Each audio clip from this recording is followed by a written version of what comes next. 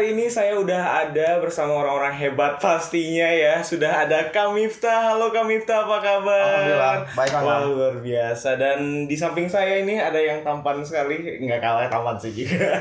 Ada Kak Faisal. Halo Kak, apa kabar? Halo, alhamdulillah. Alhamdulillahirobbilalamin. Nah, jadi sudah hadir di hari ini dan aku bakalan tanya dulu ke Kak Miftah nih, sebagai yang lebih tua daripada kita ya. Faisal umurnya berapa Faisal? Sekarang sih baru 23. Oh, 23 atau 32? 23. Enggak. Kayaknya memang saya lebih tua. Oh iya, ya itu fakta. Oke deh, jadi aku kasih pertanyaan ke Kak Miftah, langsung dijawab cepat dan jujur. Oke ya. Iya betul. Jangan menyebut yang full ya. Iya benar. Oke. Oke. Aku mau kasih satu pertanyaan. Apa tanggapan Kak Miftah kalau misalkan mendengar kata lape? Lapi. Jujur nih ya. Iya. Ini karena sebenarnya kalau di Lapi saya nggak pernah yang standby sehari 2 hari nginap, cuma lewat. Karena saya biasa standby-nya di Empang.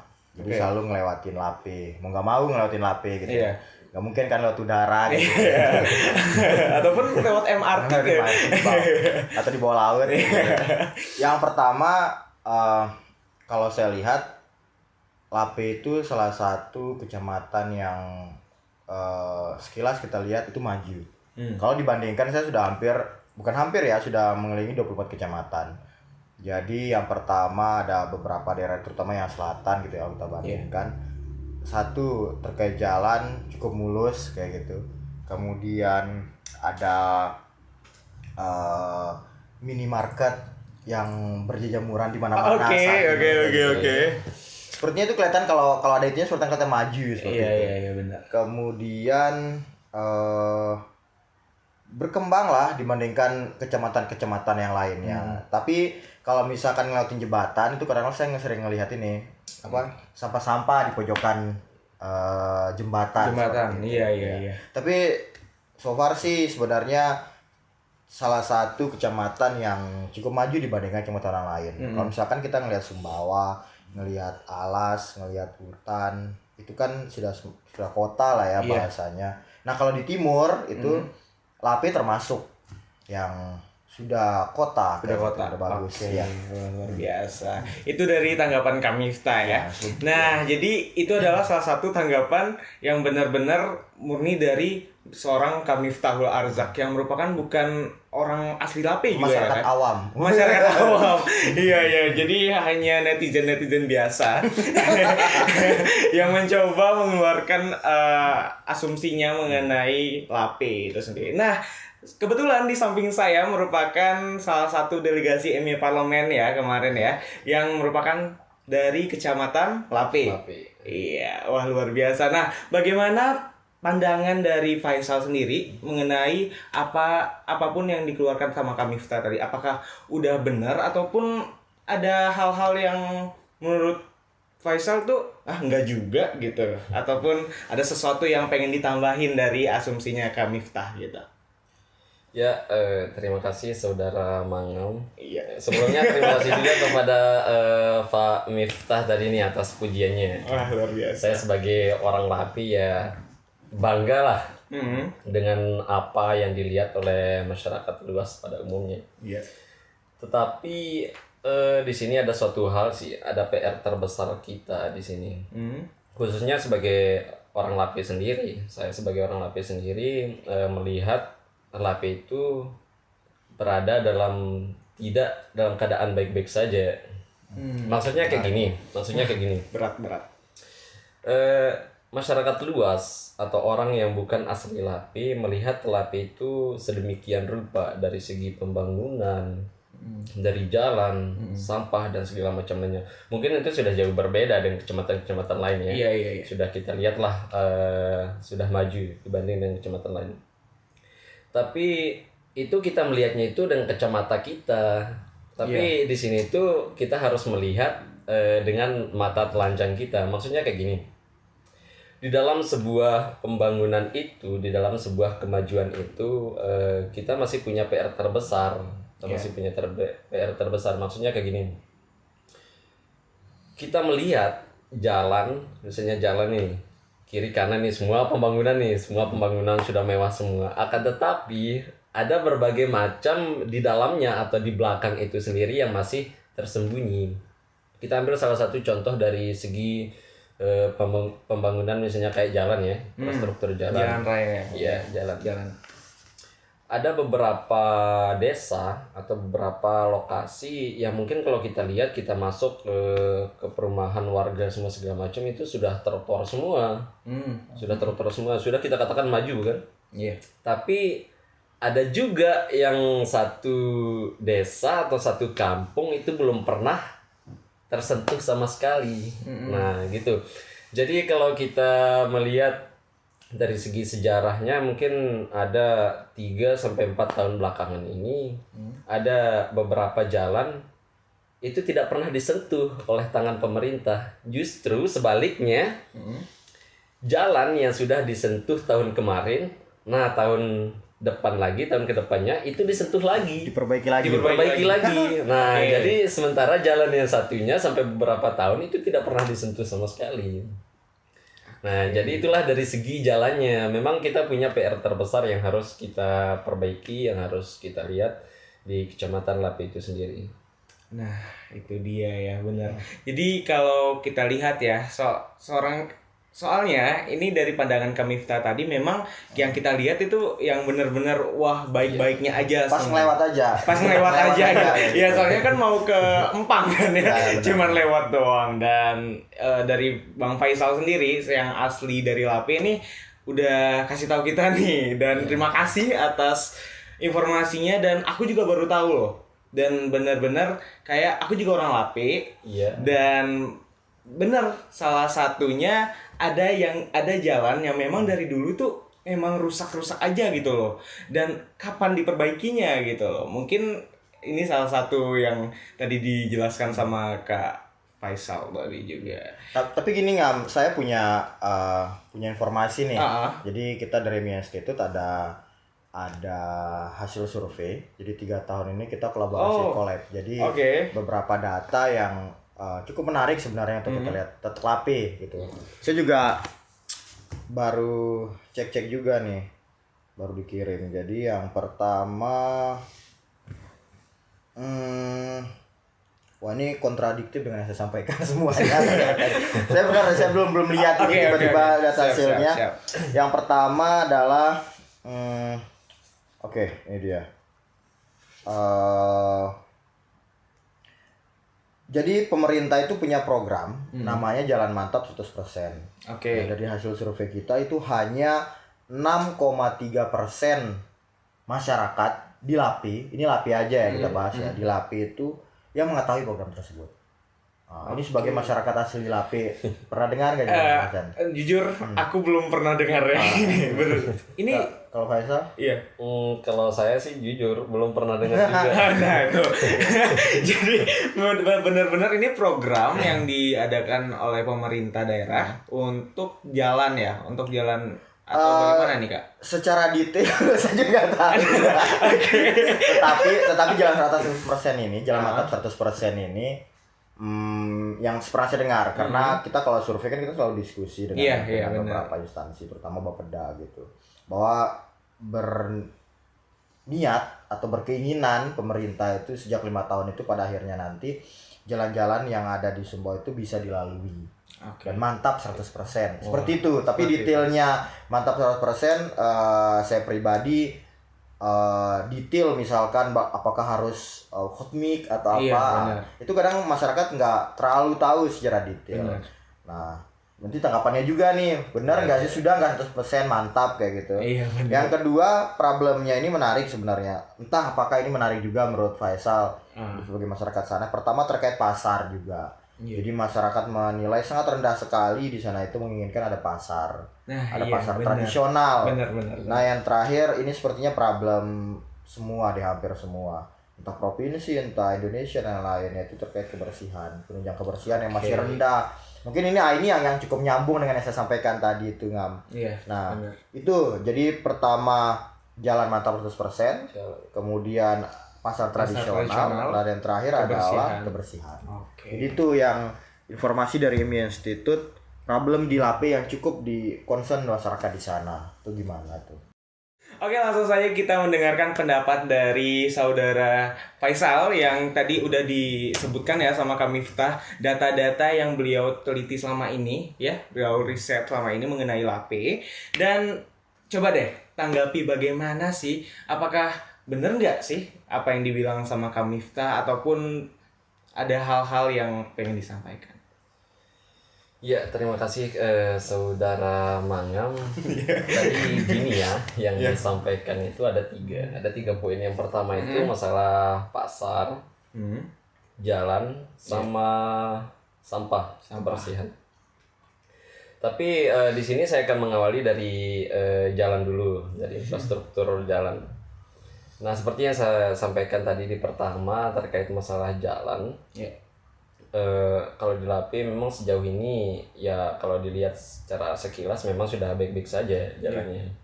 Tetapi itu juga kan tidak lepas dari ya berbagai macam permasalahan lah di sana terkait beberapa jalan yang masih belum pernah disentuh. Nah, tapi di sini ada satu hal yang menarik tadi nih dari Pak Miftah ini, masalah program pemerintah terkait dengan jalan ya 100%. Jalan mantap 100% ya. Iya. Nah, saya sendiri jujur nih, baru dengar terkait dengan jalan ini. Jadi, di sini saya bisa tarik kesimpulan itu bahwa seharusnya pemerintah ketika membuat suatu program, membuat sebuah program mungkin kayak contohnya jalan, seharusnya ada informasi terhadap masyarakat, bagaimana struktur pembuatannya, atau mungkin sosialisasi kepada masyarakat luas, kepada masyarakat di berbagai macam kecamatan bahwa gini loh, dari pemerintah itu ingin membuat peraturan seperti ini, ingin membuat sebuah program itu tentang jalan. Sekarang kalau kita melihat, kita ke masyarakat saja nih, coba kalau kita tanya saja masyarakat, ngerti nggak, tahu nggak terkait dengan program ini, pasti semuanya akan menjawab tidak. Iya, benar. Itu ya poin dari jalan tadi. Terus yang kedua itu terkait masalah pasar. Ini sebenarnya suatu hal yang sangat menarik juga ini buat saya, terkhususnya buat kami semua masyarakat yang ada di LAPE sana. Kalau kita melihat dari sejarah, dulu LAPE itu satu kecamatan sama Lopok. Kecamatan LAPE Lopok kan? Tahu kan? Nah, jadi sekarang ini kan sudah pisah nih, LAPE, Kecamatan LAPE sama Kecamatan Lopok. Nah, dulunya di satu kecamatan itu, Kecamatan LAPE Lopok itu ada sebuah pasar yang namanya yang sering kita kenal dengan Pasar Langam kan? Pasar saya dong. Oh, Langam. Pasar Langam Arjuna. Pasar Langam. Iya. Nah, tapi kan posisinya sekarang kan sudah beda nih. Iya, benar. Kecamatan LAPE sama Kecamatan Lopok sudah pisah. Nah, jadi posisi pasar itu berada di Kecamatan Lopok. Berada di Kecamatan Lopok. Tapi jauh nggak? Jauh, berada di Kecamatan Lopok. Nah, sehingga yang menjadi PR kita itu, kenapa sih dari pemerintah tidak mencoba untuk membuat sebuah pasar di Kecamatan LAPE? Karena oke lah kalau kita melihat dari peraturan pemerintah yang mungkin tidak ada masuk ke kecamatan ya, semuanya dikelola oleh pemerintah daerah. Akan tetapi kayak gini loh, kita berpikir logisnya kayak gini. Dari LAPE ke Lopok itu menempuh jarak, waktu yang sangat ya jauh lah, bisa saya katakan jauh. Nah, berarti ketika pasar tersebut berada di Kecamatan Langam, berarti positif masyarakat LAPE itu merasa kesulitan, baik dari belanjanya yang menempuh, kan berbeda kecamatan, datang ke kecamatan lain, datang ke Kecamatan Lopok untuk belanja. Dan yang kedua, sekarang kalau kita lihat di Kecamatan Langam ini, di Pasar Langam itu rata-rata Lopok. Ya, di Kecamatan Lopok itu maksudnya di Pasar Langam. Pasar Langam. Rata-rata orang yang berjualan itu ada yang dari pendatang, tapi sebagian besarnya itu dari masyarakat Langam sendiri, Kecamatan Lopok itu sendiri. Nah, jadi kalau logisnya kayak gini, berarti orang yang di Kecamatan Lape itu minim kesempatan untuk bisa berjualan di pasar itu. benar. Karena kan berbeda kecamatan. Iya. Nah, jadi PR-nya itu kenapa sih pemerintah itu tidak mencoba untuk membuat saja pasar di Kecamatan Lapi itu sendiri, karena tadi kan mengingat perjalanan untuk belanjanya juga jauh, dari pendapatan masyarakatnya juga berbeda. Iya, benar. Itu saja sih dari saya. Oh, terus yang ketiga ya terkait masalah sampah ini, masalah kebersihan. Iya. Memang masalah kebersihan kalau di Kecamatan Lapi sering saya melihat ya, maksudnya saya berbagai macam desa di Kecamatan Lapi itu saya telusuri, maksudnya kayak gini. Ada suatu hal yang berbeda ini dari kecamatan-kecamatan lain. Kalau di Kecamatan Lapi sendiri, sejauh ini masalah kebersihannya itu rata-rata sekarang saya lihat di depan rumah warga itu sudah ada bak sampah, tempat pembuangan sampah, akan tetapi itu kreatifnya mereka. Oke. Mereka buat sendiri dari ini loh, dari bambu. Iya, bambu. Iya, dari Homemade bambu. ya, berarti Iya. Mereka buat sendiri. Nah, jadi di situ tuh saya lihat kayak gini. Berarti kesadaran masyarakatnya sendiri, kesadaran masyarakatnya sendiri yang melihat bahwa kebersihan itu harus dijaga, kebersihan itu penting buat kita, buat masyarakat luas. Tetapi, nah di sini ada tapinya juga nih, ada tapinya juga, Oke.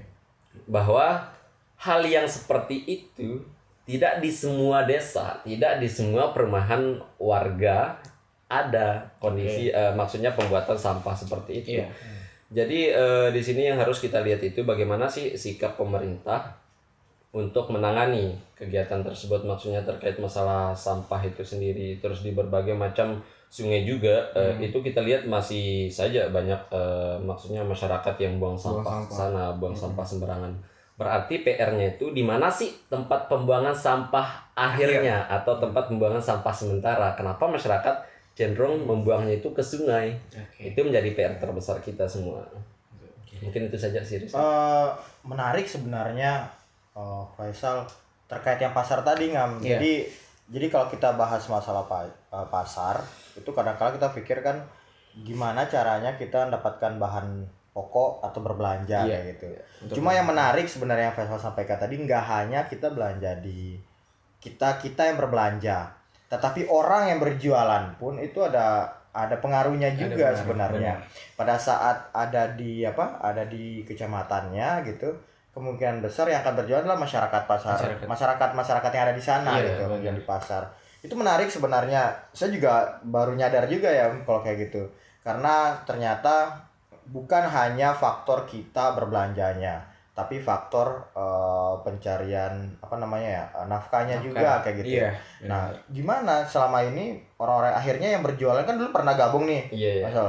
Terus gimana sekarang bekerjanya kayak gitu, yang dulunya berjualan lain-lain? Iya, benar. Nah, kayak gini, seperti yang saya sampaikan tadi, pasar itu berada di Kecamatan Lopok. Berarti positif yang mendominasi untuk berjualan di pasar itu ya masyarakat Lopok sendiri. Oke. Nah, sedangkan masyarakat yang berada di Lapi, di kecamatan yang berbeda, mereka itu rata-rata kalau saya lihat mereka itu berjualan sekarang itu keliling. Oke. Keliling. Itu yang luput dari pandangan kita sebenarnya. Itu yang luput dari pandangan kita sejauh ini kan kita melihat bahwa keadaan Lapi seperti ini, seperti itu. Akan tetapi kalau kita lihat dari segi pasar sendiri, di Kecamatan Lopok nih, orang pasti berjualan itu di pasar kan. Iya. Nah, dan kita pun nggak perlu sama sekali untuk mengundang orang, ayo belanja ke sini, kan nggak perlu. Iya. Orang sendiri yang datang. Karena memang tempatnya. Nah, tetapi berbeda dengan Kecamatan Lapi. Orangnya berjualan, banyak yang jualan keliling.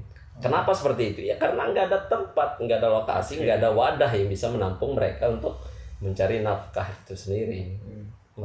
Berarti urgent ya? Iya, Iya. urgent banget. Urgent banget ya. Iya, dan aku juga pas lihat di Lapi kemarin, ya memang yang menggunakan mobil box itu, yang kosong belakangnya, Iya.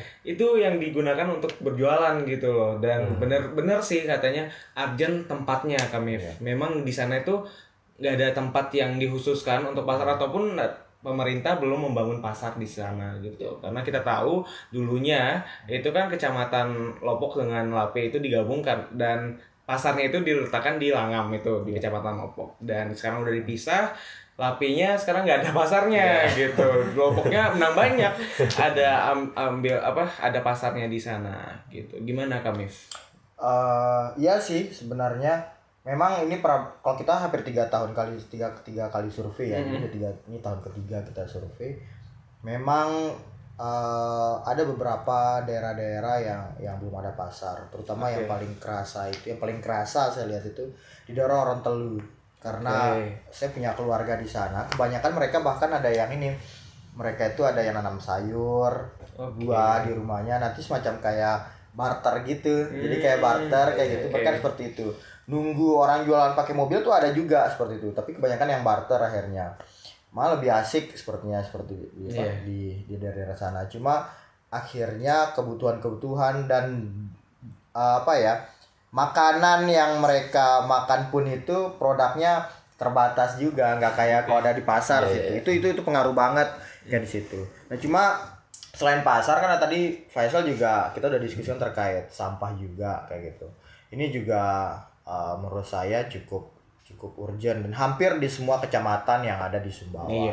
Hasil survei kami terkait sampah. Saya pernah nyampaikan waktu itu di media sosial terkait sampah. Sebenarnya apa sih problem paling besar dari sampah sebenarnya? Salah satunya problemnya itu adalah psikis orang pada saat dia melihat sampah pagi hari, dia bangun ngeliat sampah depan rumahnya, wah stres ini, kenapa dan lain-lain kayak gitu. Kemudian saya pernah ini real ini, waktu itu pergi naik kendaraan gitu, tapi bukan saya berpapasan dengan orang, depan saya trek sampah, terus orang itu berpapasan, dia ngelewatin samping truk sampah itu. Nah terus orang yang teruskan kuning itu dia ngelempar sampah itu pada atas kepalanya, jadi jatuh ke sampah itu. Jadi bayangkan orang udah gagah-gagah, cantik, pakai parfum harum-harum, tiba-tiba kena atau tiba-tiba sampah tiba-tiba gasnya dari truk sampah gitu kan, hilang gitu. Kalau saya sih seperti ini, kalau terkait psikis, coba pakai teorinya mall kayak gitu. Mall, kita belanja di mall kan ini ada ratusan ribuan orang. Kalau misalkan kita ke Mataram atau ke luar NTB lah, atau di SGM, kita belanja pasti produknya akan habis gitu. Tapi pertanyaannya, kenapa produk itu besoknya pasti akan ada lagi gitu. Nah yang mereka lakukan adalah pada malam hari penaruhan barang gitu. Nah kalau saya melihat untuk ini perspektif seorang ya, sampah itu dikeluarkan misalkan jam 6 sampai jam 7 malam sampai jam 8 lah ya oleh masyarakat ya gitu. Nah kemudian jam 9 sampai jam 11 gitu truk sampah itu bersihkan, angkat, sehingga paginya mereka udah fresh, nggak ada lagi pagi-pagi terlihat truk-truk itu lalu lalang. Ini terkait psikis melihat sampahnya. Tapi kalau terkait sampahnya itu memang sepertinya sebuah perlu ada, bahkan ada beberapa seperti di Malaysia itu ada sekolah yang khusus untuk menyekolahkan khusus terkait sampah kayak gitu. Itu di daerah ASEAN banyak yang sekarang concern terhadap sampah kayak gitu. Nah, itu tujuannya adalah agar misalkan sampah yang digunakan itu bisa menjadi pemasukan sebenarnya. Contoh kalau misalkan ada salah satu dokter itu yang menggunakan pembayaran menggunakan sampah kayak gitu. Atau misal sampah-sampah yang sampah basah bisa diolah kemudian menjadikan dari pupuk dan lain-lain. Yang plastik bisa dijual dan lain-lain. Nah, sudah seharusnya misalkan pemerintah memikirkan itu, sampah itu bukan lagi menjadi bobrok ke depannya. Tapi itu menjadi sebuah pemasukan bila perlu untuk Kabupaten Sumbawa. Nah, tentunya itu kefokusan sih seperti itu. Terutama kalau di kecamatan itu, sampah-sampah kecamatan, coba dibayangin deh daerah-daerah jauh-jauh misalkan daerah Ropang, daerah Orontelu, sampahnya dibuang kemana kayak gitu. Nah ini maksud saya itu kalau ada misalkan kayak tim di sampah di sana kemudian dibawa, tapi itu menjadi modal ya, menjadi uang kayak gitu. Saya yakin sampah-sampah itu pemerintah bisa ngolah dengan maksimal gitu. Tentunya perlu ada ahli-ahli juga terkait sampah yang ada di Sumbawa gitu. Ada tempat pengolahan, ada pusatnya pengolahan itu, ada yang ngambil di setiap kecamatan kayak gitu. Dan dianggap itu bukan sebagai bobrok, itu sebagai semacam kayak itu uang itu ya itu pemasukan untuk daerah. Itu menurut saya kalau kita rubah mindset itu bisa. Terutama ini terakhir ini terkait sampah. Namanya kan kalau bisa sih jangan bahas apa ya persampahan kayak gitu kan gitu. Buat aja misalkan tim kebersihan lingkungan atau tim penghijauan, tim keindahan alam kayak gitu. Orang tim jadi bahagia kayak gitu. Iya, nah, sobat bumi gitu. Sebenarnya hal kecil seperti itu tuh mempengaruhi sebenarnya cara berpikir kita, cara kita berperilaku. Sehingga kita juga nyaman juga untuk kerja seperti itu. Iya benar banget. Wah luar biasa ya. Aduh, bener sih ya dari apa yang dipaparkan oleh Kak Miftah tadi merupakan salah satu yang ya itu bener fakta gitu. Kalau kita ngomongkan tentang psikis yang tadi ya Kak Miftah udah sampaikan itu ya bener gitu. Dan kalau misalkan nih kalau kita bicarakan mengenai itu tadi bagaimana permasalahan yang ada di Kabupaten Sumbawa dan juga rincinya di Kecamatan Lape gitu. Nah, ada nggak sih ide-ide ataupun program yang bakalan Kamif buat ataupun dari anak-anak muda nih pengennya buat sesuatu yang bisa mengatasi masalah-masalah itu? Bukan mengatasi, kalau mengatasi sih kayaknya agak gimana ya, tapi mengurangi saja. Dari mengurangi ataupun mengatasi gak apa-apa lah. Jadi ada nggak ide-ide itu? Kalau program khusus terkait itu karena bukan bidang saya ya, tapi sebenarnya parlemen itu adalah bagian dari cara kita mengumpulkan anak-anak muda di Sumbawa sehingga dia tahu problemnya dan mereka menyelesaikan dengan caranya sendiri kayak gitu. Contoh nih, sering banget kita itu membawa sebuah cara berpikir ke tempat kecamatan gitu. Kalau sebenarnya mereka ada cara tersendiri untuk menyelesaikan itu. Kita paling menyupport semangat, menyupport semacam kayak teman berdiskusi kayak gitu. Nah, sehingga nanti realnya di lapangannya adalah gimana anak muda itu sendiri yang bergerak. Nah, ini parlemen itu kita lakukan saat ini. Nah, karena kita insya Allah juga kita lagi mempersiapkan untuk parlemen 2020 juga. Nanti Faisal juga bakalan bantu untuk jadi panitia. Oh, jadi yang jaga catering ya?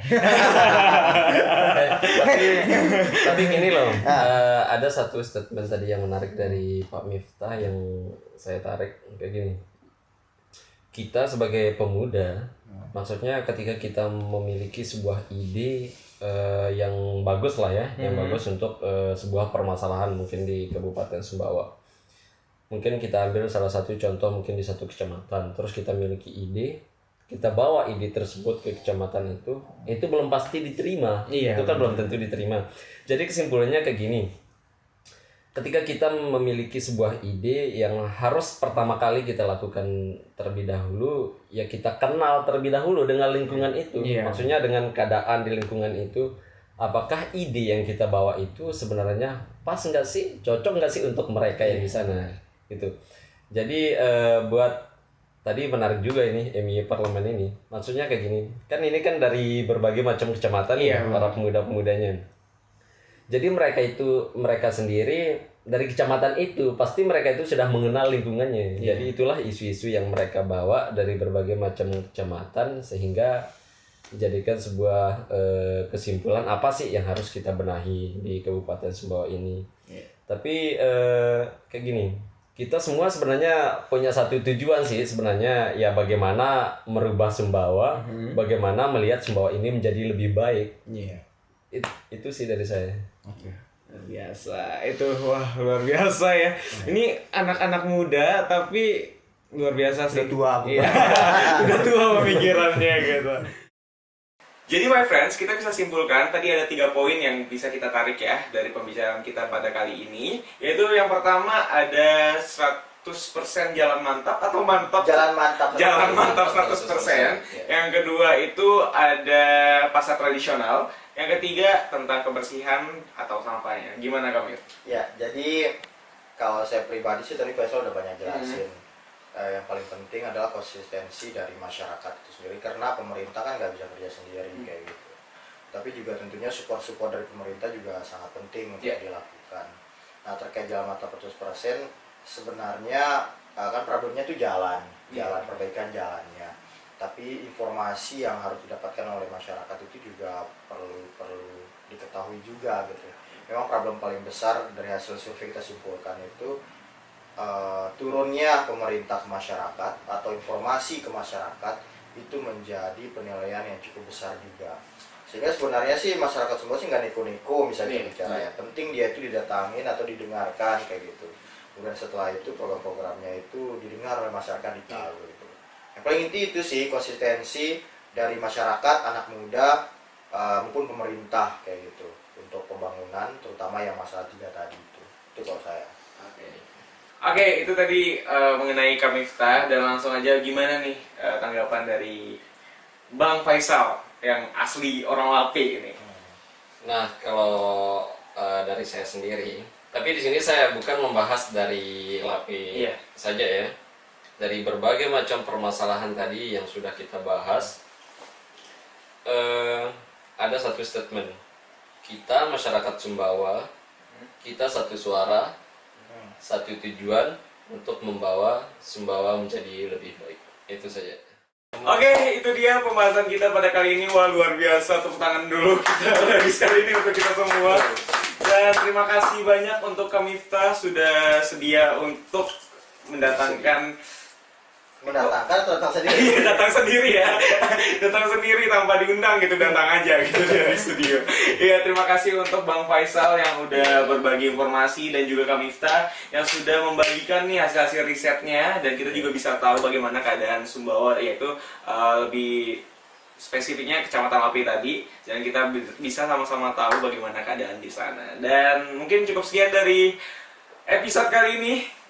Nantikan episode selanjutnya tetap di Brainstorming Club MA Institute.